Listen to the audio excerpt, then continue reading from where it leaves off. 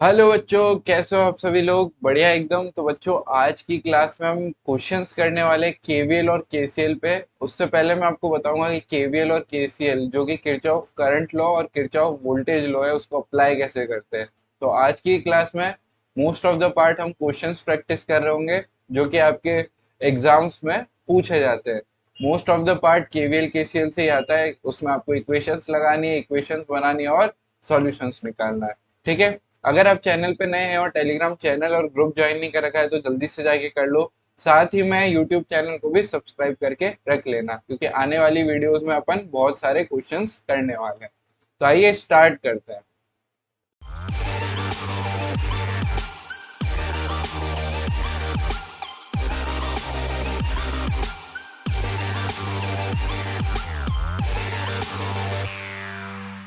चलिए, तो Kirchhoff's current law हमको क्या कहता है कि at any junction incoming current is equal to outgoing current. यानी क्या कहना चाह रहा है ये, जैसे मानो हमारे पास ऐसा एक जंक्शन बन रहा है।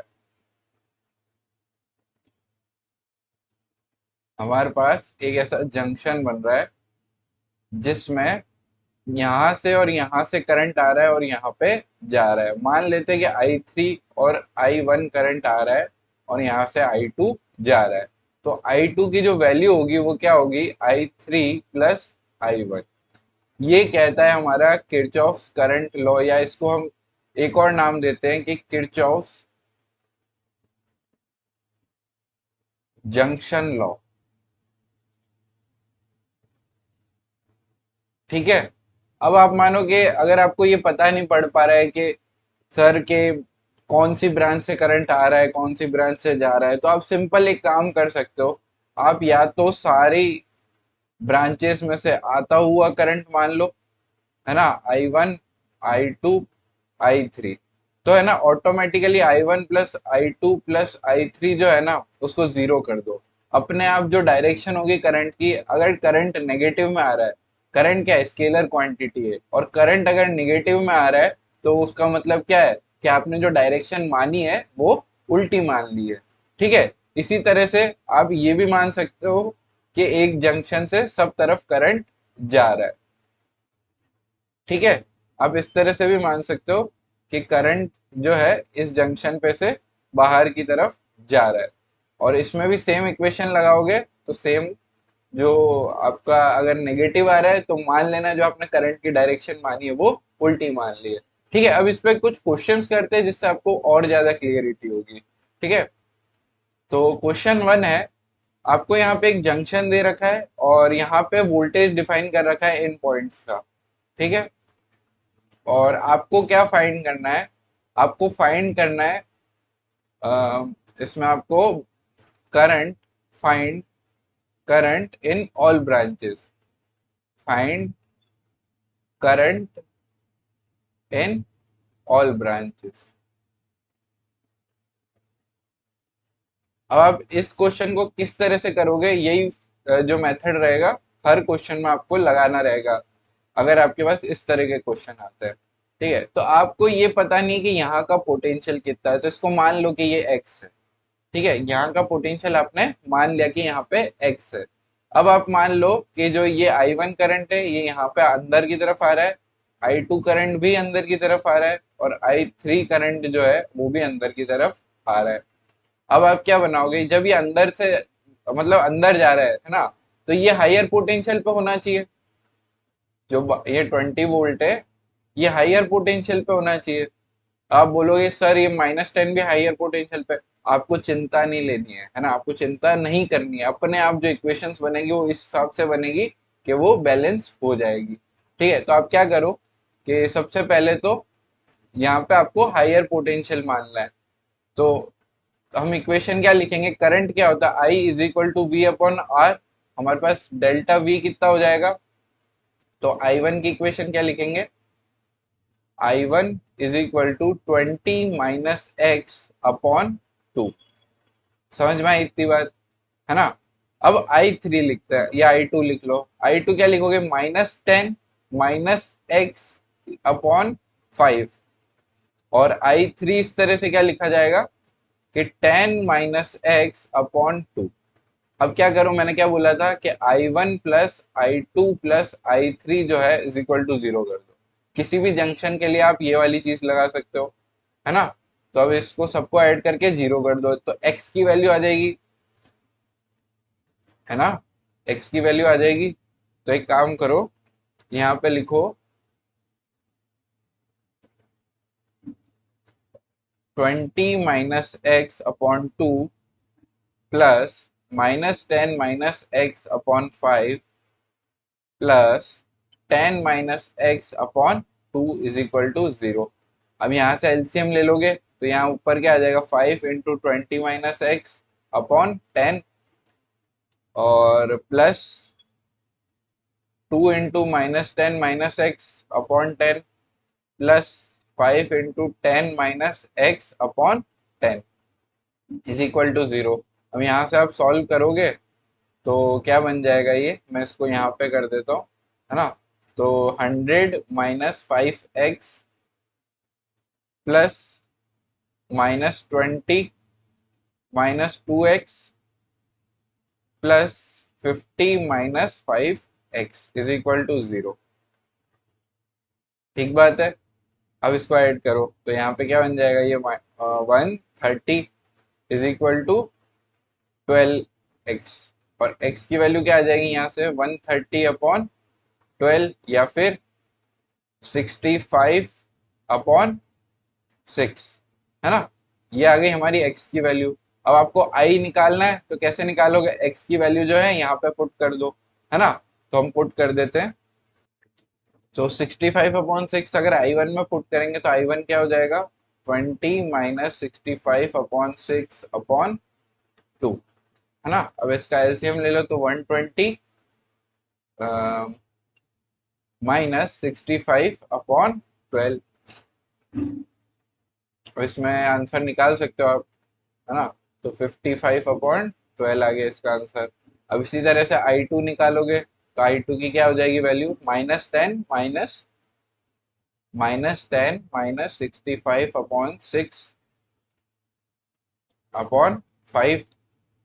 तो यहाँ से क्या आ जाएगा, -130/30। और I3 में यहाँ से क्या लिख सकते हो पता है आपको, ये है 55 और ये क्या है, -125। तो हमको पता है कि I1 plus I2 plus I3 जो है वो 0 होता है। तो अब यहाँ से इन दोनों को ऐड कर दो, जो बचेगा वो क्या हो जाएगा, I3 हो जाएगा। तो I3 कितना हो जाएगा, इसमें से माइनस करेंगे इसको तो 5 में से 5 गए तो 0 और 12 में से 5 गए तो 70 पॉन। अच्छा रुको, ऐसे नहीं होगा, इसमें एलसीएम भी मैच कराना पड़ेगा ना। चलो अपन सीधे तरीके से निकाल लेते हैं, फटाफट आ जाएगा। 10 - 65/6 अपॉन में 2। तो 60 - 65/12 कितना आ गया ये, -5/12 एम्पियर। एम्पियर और एम्पियर। तो जो हमने I3 की डायरेक्शन और I2 की डायरेक्शन मानी थी वो क्या मान ली थी, रिवर्स मान ली थी, है ना। तो अब यहाँ क्या करेंगे, माइनस क्या इंडिकेट कर रहा है, what we assumed direction of current is wrong, hence reverse. इसको रिवर्स कर देना है जो हमने डायरेक्शन मानी है। यानी जो I2 है वो किधर जा रहा होगा, ऊपर की तरफ। I2 की डायरेक्शन क्या होगी, ऊपर, और I3 की किधर होगी, नीचे। अब यहाँ से भी आप पता लगा सकते हो, है ना। 65/6 जो है वो अप्रोक्सीमेट कितना आ रहा होगा, 65/6 आ रहा होगा अप्रोक्सीमेट 10.9 या 8, 10.8 कुछ आ रहा होगा, है ना। तो यहाँ पे क्या है, 10 वोल्ट है तो हाइयर पोटेंशियल पे तो एक्स हुआ, तो करंट वैसे भी इधर ही जाना चाहिए, नीचे की तरफ। और इधर क्या है, -10, तो वैसे भी इधर क्या है, हाइयर पोटेंशियल है तो करंट ऊपर की तरफ जाना चाहिए। ठीक है। तो इस तरह से आप क्वेश्चंस को करोगे। अब एक क्वेश्चन आप खुद से ट्राई करो, ठीक है। तो ये वाला क्वेश्चन आप खुद से ट्राई करो। इसमें क्या करना है, find current through both batteries and power supplied bye them. है ना। तो आपको इसमें बैटरीज की पावर निकालनी है और साथ ही साथ इसमें से कितना करंट फ्लो कर रहा है वो भी आपको निकालना है। चलो तो निकालो।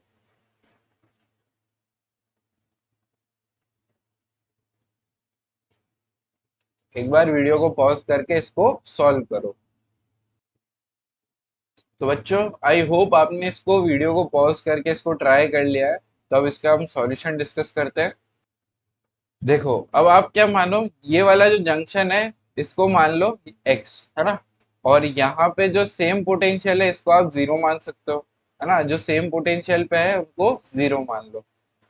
ठीक बात है। अब यहाँ का जो पोटेंशियल हो जाएगा वो कितना हो जाएगा, है कितना हो जाएगा, 10 हो जाएगा। क्यों, क्योंकि बैटरी ऊपर की तरफ आ गई। और यहाँ का जो पोटेंशियल हो जाएगा वो जीरो ही रहेगा, है ना। या चलो छोड़ो, इस वाली ब्रांच पे अपन ऐसे ही मान लेंगे। हम मान लेते हैं कि इसका करंट इधर है, इसका इधर है और इसका इस तरफ है। तो I1, I2 और I3, है ना। अब यहाँ पे रेजिस्टर है तो पहले करंट होना चाहिए हमारे पास, फिर ही तो हम यहाँ पे लिख पाएंगे, है ना। तो I1 क्या लिखेंगे हम, I1 लिखेंगे हम कि X माइनस, इस तरफ जा रहे हैं हम, है ना, 5 वोल्ट की तरफ, तो +5 -0 upon 30 is equal to I1। और I2 लिखेंगे हम यहाँ से तो क्या आ जाएगा कि x -0 अपॉन 20। और I3 इस तरफ से क्या आ जाएगा कि x -10 अपॉन 10।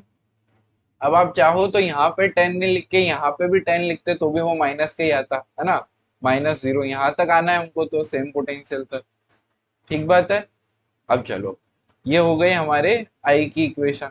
अब क्या करेंगे हम, I1 plus I2 plus I3 is equal to 0।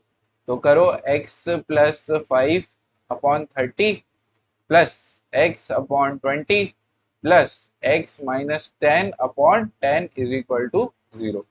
तो यहाँ से एलसीएम लेंगे तो 60 एलसीएम आ जाएगा। तो 2x plus 10 plus 3x plus 6x minus 60 upon 60 is equal to 0। अब इसको सॉल्व करेंगे तो क्या आ जाएगा हमारे पास, 9 और 2 11 इज इक्वल टू 50, है ना। 11x इज इक्वल टू 50 और x की वैल्यू क्या आ गई, 50/11। ठीक बात है। अब इसको क्या करोगे, 50/11 को इसमें पुट कर दोगे x की जगह।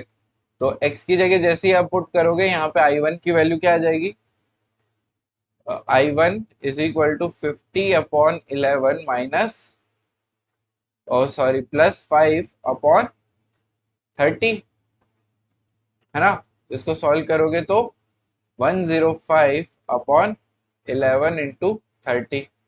और हमको क्या निकालनी है, बैटरी की पावर निकालनी है ना।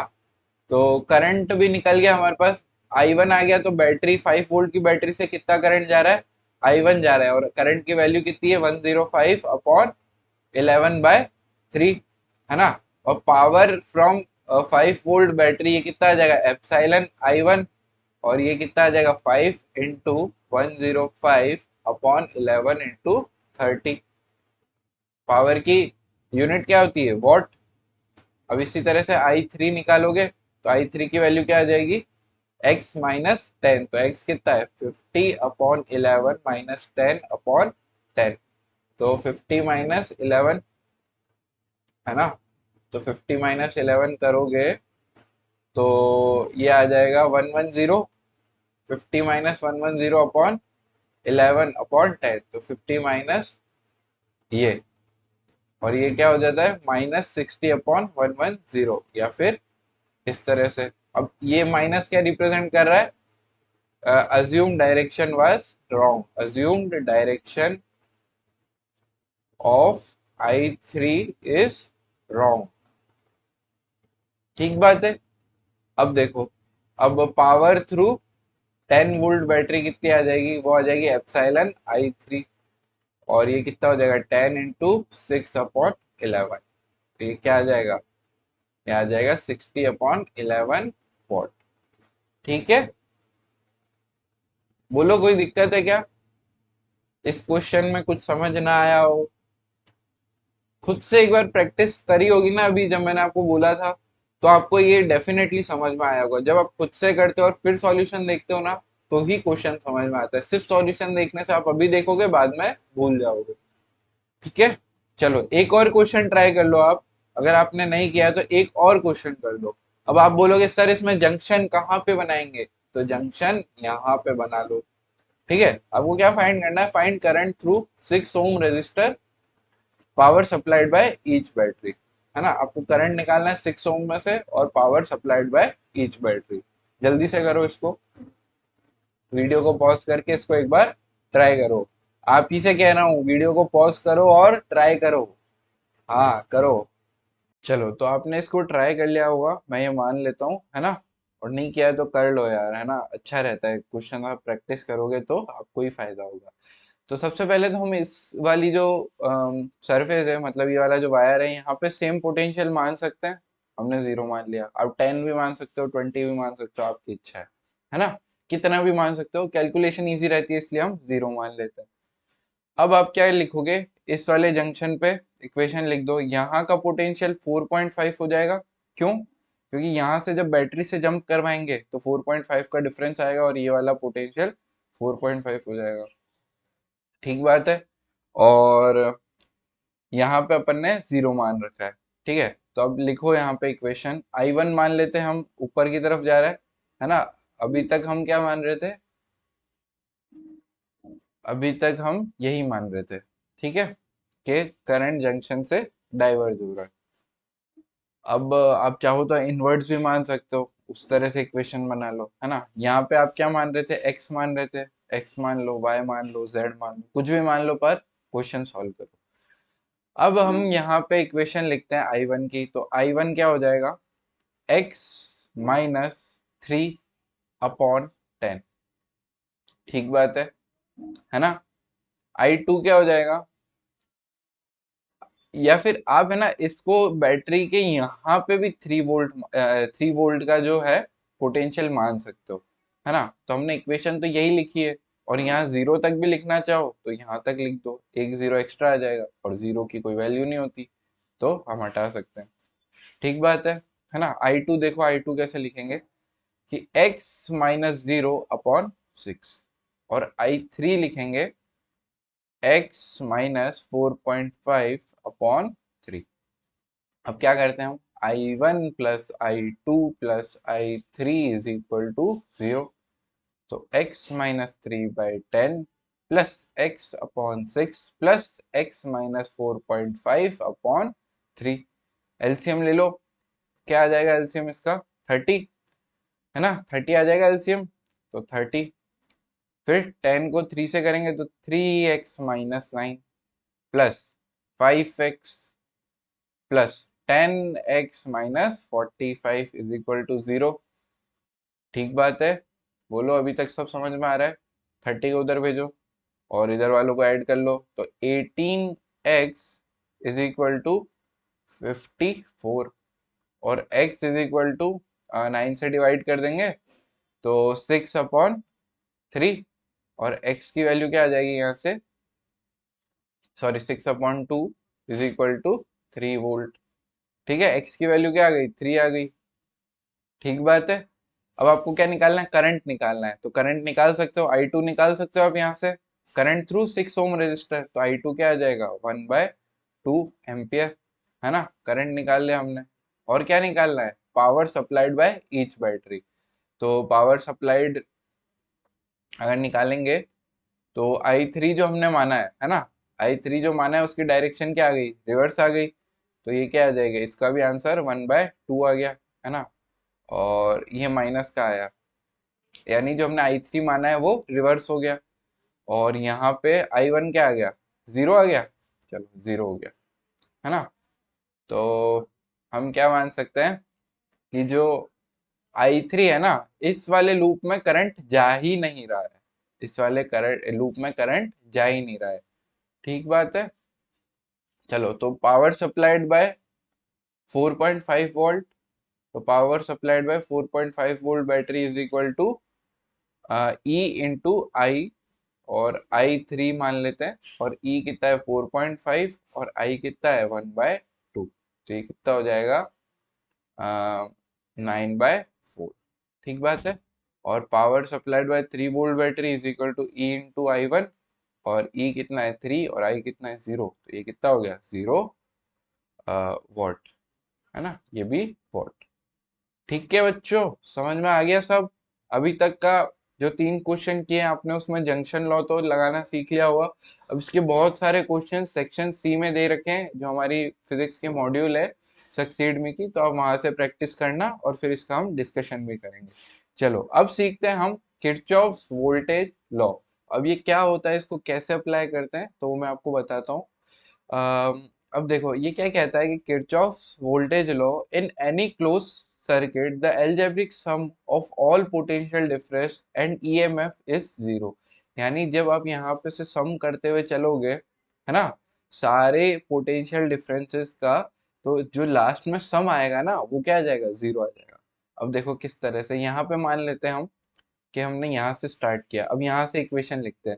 पहले तो आप ये बताओ कि यहाँ पे पॉजिटिव होगा और ये नेगेटिव होगा, है ना, तो पॉजिटिव से नेगेटिव जाते हैं हम, तो क्या होता है, पोटेंशियल ड्रॉप होता है ना। ये भी पॉजिटिव से नेगेटिव, ये भी पॉजिटिव से नेगेटिव, ये भी पॉजिटिव से नेगेटिव, पॉजिटिव से नेगेटिव। ठीक है, तो अब यहाँ से इक्वेशन लिखते हैं, तो यहाँ से जब हमने जंप किया तो हमारे पास क्या आया, +30 वोल्ट। अब आगे जब आप इससे इस पे जंप करोगे तो ये क्या आएगा, -2 वोल्ट। फिर यहाँ से यहाँ जंप करोगे तो -1 वोल्ट, यहाँ से यहाँ करोगे तो -VI, -3, -5 इज इक्वल टू 0। ये जो इसने कहा वो हमने कर दिया। In any close circuit the algebraic sum of all potential difference, algebraic यानी जो आप क्या करोगे, जो आप साइन के साथ पुट करोगे वो क्या होगा, जीरो होगा, है ना। तो अब इसको ऐड सब्ट्रैक्ट जो भी हो रहा है उसको कर देते हैं। तो यहाँ से क्या वैल्यू आ जाएगी, यहाँ पे आ गया ये 8 और ये 11, है ना। तो V1 जो आ गया हमारे पास वो क्या आ गया, 19 वोल्ट। ठीक है, तो यहाँ पे जो पोटेंशियल ड्रॉप हो रहा होगा वो कितना हो रहा होगा, 19 वोल्ट का। तो हमको यही निकालना था, find the unknown potential drop. ठीक बात है ना। चलो अब इस पे बेस्ड कुछ क्वेश्चंस करते हैं, ताकि आपको और ज्यादा क्लियरिटी होगी। अब इसमें कुछ समझाने जैसा है नहीं, है ना, बस इसने कह दिया कि वोल्टेज जो लॉ होता है एक लूप में, आप कोई से भी लूप में लगा लो, है ना, तो algebraic sum of all potential difference and EMF is 0। चलो ये क्वेश्चन करते हैं। चलो एक बार इसको करो, और इसमें आपको फाइंड क्या करना है, फाइंड करना है करंट इन ऑल ब्रांचेस। ठीक बात है। तो इसको किस तरह से करोगे, तो आपको सबसे पहले तो क्या मानना पड़ेगा, एक डायरेक्शन में आपको करंट मानना पड़ेगा। ठीक है, तो मान लो कि इस डायरेक्शन में करंट है, क्योंकि यहाँ पे 30 वोल्ट है और यहाँ पे 20 वोल्ट है, तो इस तरफ करंट फ्लो हो रहा होगा, है ना। तो इस डायरेक्शन में तो हमने आई मान लिया। ठीक है, और फिर यहाँ पे क्या, आपने यहाँ से स्टार्ट किया, तो करंट की डायरेक्शन में हम क्या लेते हैं, जब रेजिस्टर आता है तो हम उसको निगेटिव लेते हैं, यानी हम मानते हैं कि पोटेंशियल ड्रॉप हुआ है ना। तो यहाँ से क्या लिखेंगे, -3I। फिर यहाँ से जब जंप करेंगे हम, है ना, तो यहाँ पे क्या लिखेंगे, 30 वोल्ट प्लस का। फिर यहाँ पे क्या है, पॉजिटिव है और ये नेगेटिव, पॉजिटिव से नेगेटिव। देखो अब आई की डायरेक्शन में हम उसको नेगेटिव क्यों लेते हैं, यहाँ से समझो। जब इस ब्रांच में जो था, है ना, करंट इस तरह जा रहा था, ये हमको पता पड़ रहा था, है ना। तो ये वाला जो रेजिस्टर है ये पॉजिटिव वाले से कनेक्टेड है, ऐसा हम मान सकते हैं, क्योंकि यहाँ से करंट जा रहा है तो ये पॉजिटिव है, और पॉजिटिव से नेगेटिव क्या होता है, पोटेंशियल ड्रॉप होता है। ठीक है, तो इसी तरह से जब करंट इस डायरेक्शन में फ्लो कर रहा है, यानी इस ये वाला जो पॉइंट है ये हायर पोटेंशियल पे होगा और ये लोअर पोटेंशियल पे, तो हम क्या कर रहे हैं, पॉजिटिव से नेगेटिव जा रहे हैं, इसलिए हमने यहाँ पे इसको माइनस लिखा है। ठीक बात है। अब यहाँ पे देखो, यहाँ पे भी क्या लिखेंगे, -2I, और यहाँ पे -15। अब वी मैं नहीं लिख रहा हूँ, है ना, वोल्ट आप समझ लेना। फिर यहाँ पे पहुंच गए, अब यहाँ से यहाँ पे जाएंगे तो क्या लिखेंगे, -1i, और फिर यहाँ से +20, फिर -4i -10 इज इक्वल टू 0। अब यहाँ से सॉल्व करोगे तो क्या आ जाएगा, 30 + 20 50, 50 -25 -3 2 1 और 4, है ना, 4 3 2 1 का आंसर क्या हो जाएगा, 10i इज इक्वल टू 0। तो 10i की वैल्यू कितनी हो गई, 25, और i की वैल्यू क्या हो गई, 2.5 एम्पियर। अब i यहाँ पे भी 2.5 है, यहाँ पे भी 2.5, सब जगह क्या है, 2.5 ही है। ठीक बात है। अब आप चाहो तो power supplied by both battery या पावर कंज्यूम्ड भी निकाल सकते हो। ठीक है, तो ये वाली बैटरी क्या करेगी, पावर कंज्यूम करेगी, है ना, ये वाली दोनों बैटरी क्या करेगी, पावर कंज्यूम करेगी, और ये दोनों बैटरी क्या करेगी, पावर सप्लाई करेगी, ये वाली और ये वाली क्या करेगी, पावर सप्लाई। ठीक है, चलो आगे बढ़ते हैं हम नेक्स्ट टॉपिक पे। इसके क्वेश्चंस आपको शीट में मिल जाएंगे, वही एक्सरसाइज 1 सेक्शन सी में भर भर के केवीएल केसीएल के क्वेश्चन है, तो आप वहां से प्रैक्टिस कर सकते हो। उसके अलावा भी मैं दूसरी बुक से भी आपको प्रैक्टिस करवाऊंगा। तो एक बार आज आपको कंसेप्ट समझ में आ गया तो आप एक बार सेक्शन सी लगाना अच्छे से। ठीक है, साथ ही में अब हम एक टॉपिक जो रह गया है हमारा, वो है कलर कोड ऑफ रेजिस्टेंस। तो इसको कैसे याद करते हैं, इस टेबल को, इसको किस तरह से रिप्रेजेंट करते हैं, वो भी मैं आपको बता देता हूँ। देखो, सबसे पहले आपको क्या होता है, एक इस तरह का रजिस्टर होता है, उसमें 4 बैंड बने हुए होते हैं। Strip A B C D मान लो, ये इसको आप ए मान लो, है ना, इसको आप बी मान लो, इसको सी मान लो, और इसको डी मान लो। इस तरह की 4 स्ट्रिप बनी हुई होती है। और कलर कौन कौन से होते हैं इस स्ट्रिप के, तो होता है ब्लैक हो सकता है, ब्राउन हो सकता है, red orange yellow green blue violet grey white gold silver, या फिर कोई कलर नहीं हो सकता है। अब आपको क्या देखना है कि अगर जैसे यहाँ पे रेड वाली स्ट्रिप फर्स्ट है ना, तो स्ट्रिप 1 के कोड यहाँ पे लिखे हुए हैं 0 1 2 3, और ये क्या करते हैं, ये आपको बताते हैं कि इसका नंबर क्या है, यानी कितने ओम का होगा, है ना। फिर उसके बाद जैसे यहाँ पे रेड है, तो इसका जो कितने ओम का रजिस्टर है वो कैलकुलेट करने के लिए हमको इस तरह की स्ट्रिप उसके ऊपर प्रोवाइड की जाती है। अब आप सोचो कि अगर आपको 220 ओम का रजिस्टर चाहिए और आपको 3300 ओम का रजिस्टर चाहिए, तो आप उसको कैसे पहचानोगे, रजिस्टर तो इतना सा होता है ना, इतना सा होता है, इतना सा, है ना, इतना सा, बस इतना सा होता है। तो आप उसमें तो लिख नहीं सकते। अब आप मानो कि अगर ये तो आपके पास 220 है तो आप फिर भी लिख दोगे। अगर आपके पास 10 की पावर 9 यानी 3, पता नहीं कितना, 33 × 10 की पावर 9 का हुआ, तो आप लिखने नहीं बैठोगे ना, उस पे कैसे लिखोगे। तो हमने उसका एक कलर कोड बना दिया कि अब इस कलर कोड को यूनिवर्सली फॉलो किया जाएगा, और अगर वो जितने भी ओम का रजिस्टर है वो इसी के अकॉर्डिंग बताया जाएगा। तो सबसे पहले स्ट्रिप 1 जो है वो आपको यहाँ से देखनी है कि जैसे रेड है तो उसका क्या हो जाएगा, 2। अब आपको ये टेबल याद करने के लिए भी मैं आपको एक ट्रिक बता दूंगा, जिससे आपको ये सारे कलर लाइन वाइज याद हो जाएंगे। क्या है, B B Roy of great Bharat, है ना, great Bharat, very good work of gold and silver. B B Roy of great Bharat, very good work of gold and silver. ठीक है, और नो कलर लास्ट में होता है, ये आपको याद हो गई। अब इसमें भी जैसे बीबी रॉय है, तो बी और बी में आप क्या करोगे, पहले ब्लैक लिखोगे या ब्राउन, तो ये देखना है कि डार्क से ये धीरे धीरे फेड होते जाता है। जैसे ब्लैक है तो सबसे डार्क है, फिर ब्राउन आया, है ना। इस तरह से जो ग्रीन है और ग्रे है ना, तो फिर ये क्या हुआ, ये फेड होते गए, है ना। तो इस तरह से आपको ये याद रखना है कि black brown red orange yellow green blue white violet grey white gold और सिल्वर। अब पहली जो स्ट्रिप होगी वो आपको यहाँ से 0 1 2 3, है ना, ऐसे ही ब्लैक का 0 हो गया, ब्राउन का 1 हो गया, रेड ऑरेंज, इस तरह से। फिर स्ट्रिप 2 जो है वो भी सेम है। अब ये क्या है, 10 की पावर n है, और n क्या है यहाँ पे, ये स्ट्रिप का जो है वो है ना। अब यहाँ पे क्या है, 10 की पावर 0, यानी इसका अगर एफिशिएंट नंबर कितना है, 0 है, तो इसका जो स्ट्रिप सी की वैल्यू होगी वो क्या होगी, 10 की पावर 0।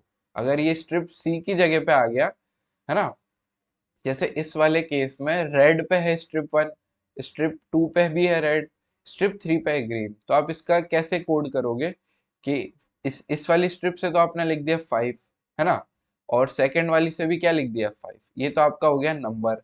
अब इस पे मल्टीप्लाई कितना करना है वो आप स्ट्रिप सी से देखोगे। स्ट्रिप सी कितनी है, स्ट्रिप सी है ग्रीन, ग्रीन का क्या है 10 की पावर 5, रेड का सॉरी 2 है ना, तो रेड का 2 हो जाएगा, और ग्रीन का क्या है 5, तो 10 की पावर 5।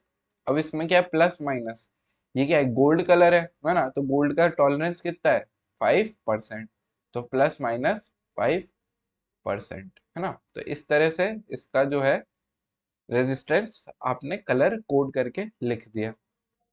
ठीक बात है। अब आपको एक दो क्वेश्चंस करवाता हूँ, एक बार आपने इसको टेबल को देख लिया है, अब इस पे आपको एक क्वेश्चन कराता हूँ। Draw the colour code of 42 kilo ohm, है ना, तो ये क्या हो गया 42 इंटू 10 की पावर 3 प्लस माइनस 10%।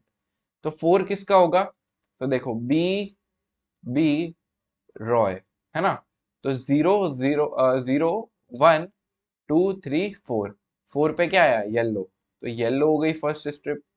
फिर 2 किसकी है रेड की हो गई। फिर 10 की पावर 3 किसकी आएगी ऑरेंज की आएगी। फिर 5% होता है गोल्ड का, और 10% किसका होता है सिल्वर का। तो इस तरह से जो आपका 42 किलो ओम का जो रजिस्टर होगा जिसमें 10% टॉलरेंस होगा, उसका कलर कोड कैसे करोगे आप, येलो, है ना, फिर रेड, उसके बाद ऑरेंज, और फिर गोल्ड। अब गोल्डन और ऑरेंज एक ही है ना, तो आप इसको मान लेना कि ये गोल्डन है। ठीक बात है। तो इस तरह से आप उसका रेजिस्टेंस का कोड करोगे। चलो एक क्वेश्चन और कर लो इसके ऊपर कि what is the resistance of following resistor. ठीक है, तो येलो है पहला, फिर दूसरा क्या है वॉयलेट है, फिर ब्राउन है। तो B B Roy of great Bharat, Bharat very good work of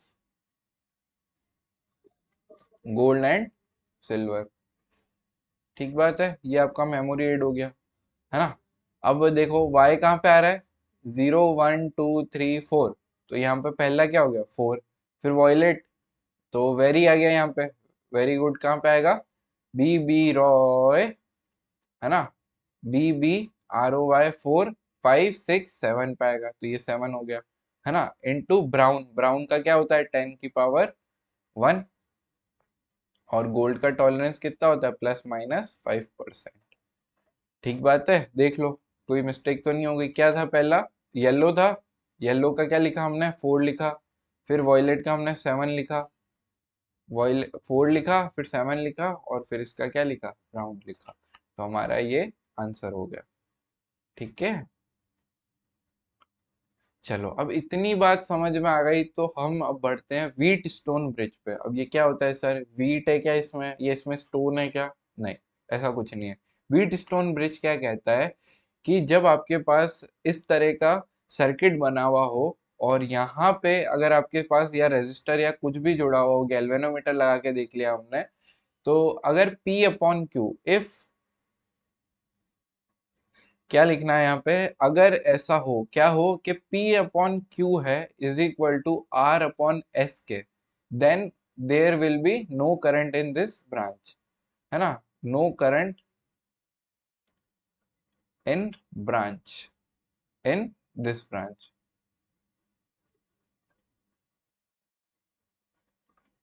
then no current in this branch.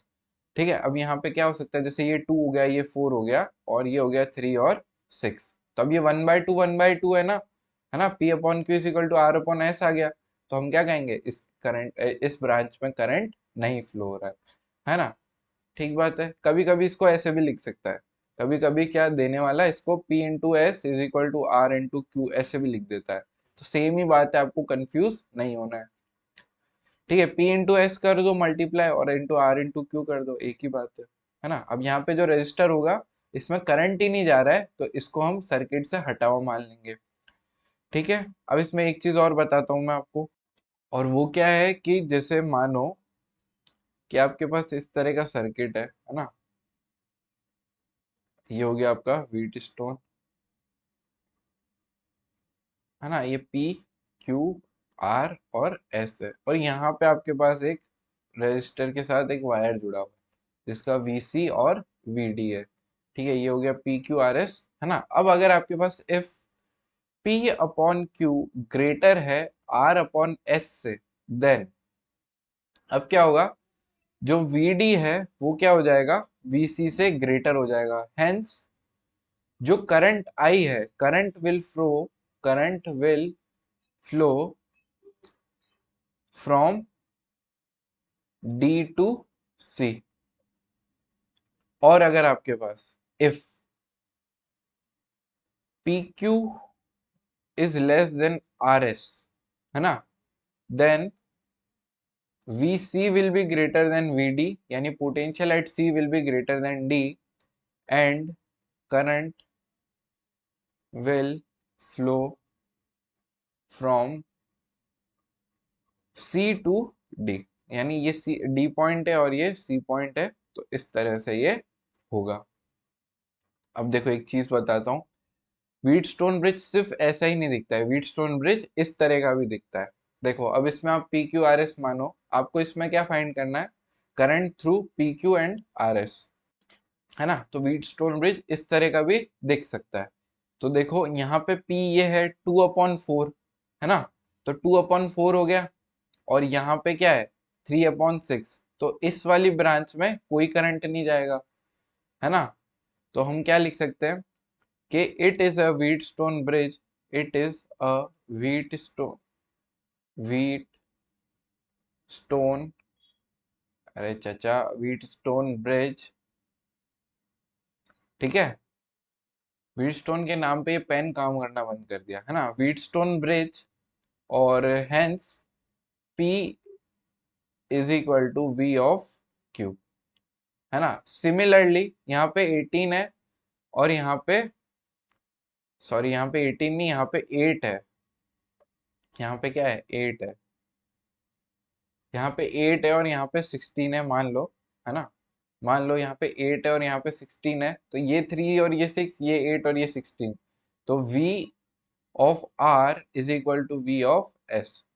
अब यहाँ का अगर अपन को रेजिस्टेंस बिटवीन ए और बी निकालना है ना, ए और बी के बीच का रेजिस्टेंस निकालना है, तो हम इस सर्किट को किस तरह से बनाएंगे, इस तरह से बनाएंगे, आ, ये हो गया, साथ ही में ये ये और ये, अब ये कितना है 2, ये कितना है 4, है ना, ये 2 हो गया, ये 4 हो गया, ये कितना हो गया 3 हो गया, ये 6 हो गया, ये 8 हो गया, और ये 16 हो गया।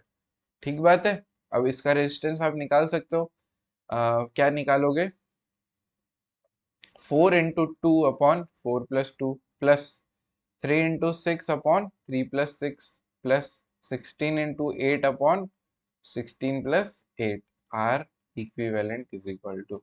ठीक है, तो आप इसको सॉल्व कर लेना, इस तरह से आप इसको फाइंड कर सकते हो। चलो एक क्वेश्चन करते हैं इस पर based, find R equivalent between A and B. ठीक है, तो ए और बी के बीच में आपको आर इक्विवेलेंट निकालना है। तो एक बार इसको पॉज करो वीडियो को, और एक बार आप खुद से ट्राई करो, व्हीटस्टोन है क्या, 5 ओम कैसे आएगा, ये सारे ओम में दे रखे हैं ना, 2412 जो है ये सब ओम में है, 52412 सब ओम में है। ठीक बात है। चलो एक बार आप सॉल्व करो, वीडियो को पॉज कर लो, हाँ आपसे ही कह रहा हूँ, वीडियो को पॉज करो, एक बार ट्राई करो। तो आई होप आपने वीडियो को पॉज करके ट्राई किया है। अब हम देखते हैं कि यहाँ पे किस तरह से इसको सॉल्व करेंगे। तो देखो यहाँ पे क्या है 2, और यहाँ पे क्या है 4, तो 2/4 1/2, यहाँ पे क्या है 1 और यहाँ पे 2, तो 1/2, तो ये वाला जो रजिस्टर है ये नेग्लेक्ट हो गया। अब क्या करोगे, अब क्या करोगे,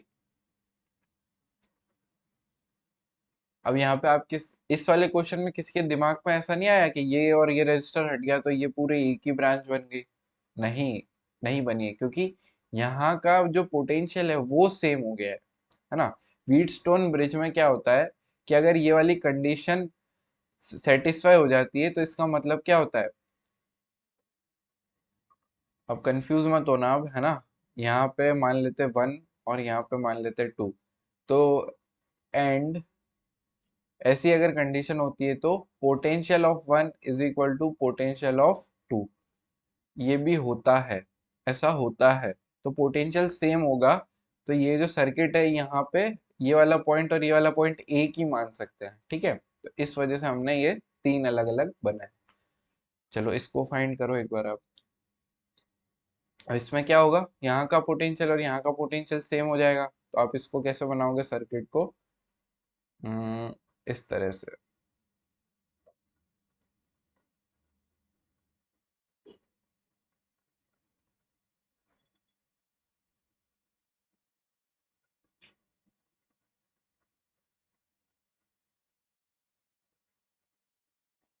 ये हो गया ए, ये हो गया बी, ये क्या आ गया 2, ये क्या आ गया 4, ठीक है। और यहाँ पे आ गया 1 और यहाँ पे आ गया 2, ये आ गया 5। चलो, तो ये इस वाली ब्रांच का जो आर इक्विवेलेंट है वो कितना हो जाएगा, इस वाली का हो जाएगा 2 into 4 upon 2 plus 4 plus 2 into 1 upon 2 plus 1, तो ये क्या हो गया 8 upon 6 प्लस 2 upon 3, या फिर 4 upon 3, तो 6 upon 3 इज इक्वल टू 2। इस वाली ब्रांच का हो गया 2। अब इस पूरे का R equivalent between A and B, ये क्या हो जाएगा, इस वाली ब्रांच का कितना है 2 और इस वाली का कितना है 5, तो 2 into 5, ये क्या है पैरेलली तो है ना। इस तरह से ही तो करते हो यार आप। R equivalent is equal to 1/r1 + 1/r2, अब इसका एलसीएम ले लो, तो r2 + r1/r1 r2, अब ये क्या आर इक्विवेलेंट है ना, तो आर इक्विवेलेंट क्या हो गया r1 × r2 upon r1 + r2, यही तो हो गया, यही तो कर दिया मैंने डायरेक्ट। ये कितना हो जाएगा 10/7 ओम, ठीक बात है। बोलो, यही आ रहा है आपका आंसर। जिस जिसका भी ये आया है वो अपने आप को एक बार शाबाशी दो, है ना। बहुत बढ़िया, आप सीख चुके हो, ठीक है, तो आप सीख चुके हो। अब इस वीडियो में जो क्वेश्चंस करवाया ना, एक बार आप खुद से ट्राई करना सारे क्वेश्चंस को, और एक्सरसाइज 1 की सेक्शन ए बी और सी आपको कंप्लीट करना है, ठीक है। तो आज का होमवर्क भी यही है कि एक्सरसाइज 1 के सेक्शन ए बी और सी आपको कंप्लीट करने, कहाँ से करने, सक्सीड एमी की फिजिक्स मॉड्यूल से, ठीक है। ये कहाँ पे मिलेगी आपको, ये मिलेगी आपको टेलीग्राम चैनल पे, ठीक है। टेलीग्राम चैनल पे जाना और इसको डाउनलोड कर लेना। साथ ही में अगर आपने ग्रुप ज्वाइन नहीं कर रखा है तो वो भी कर दो। इस वीडियो के लिए इतना ही। वीडियो अच्छा लगे तो अपने फ्रेंड्स के साथ भी शेयर करना और उनको बता देना कि यहाँ पे जो है करंट इलेक्ट्रिसिटी का लेक्चर नंबर 5 चल रहा है, ठीक है। तो इस वीडियो के लिए इतना ही, मिलता है नेक्स्ट वीडियो में। Thanks for watching.